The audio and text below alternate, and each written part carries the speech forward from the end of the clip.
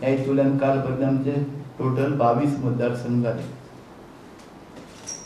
येणारे 5 तारखेक आनीक 6 मतदारसंघ जातले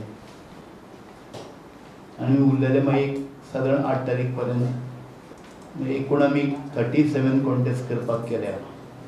विरोध करूना कोणी.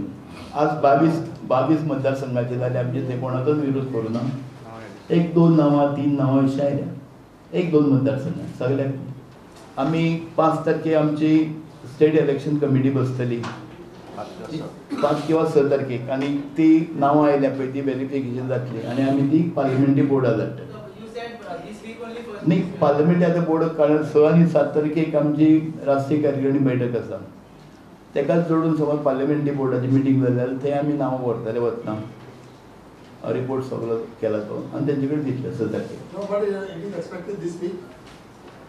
शक्यता आसा कारण फाल्यां इलेक्शन डिक्लेअर जालें जाल्यार उमेदवाराक मुवमेंट करपाक दीस थोडे मेळटले.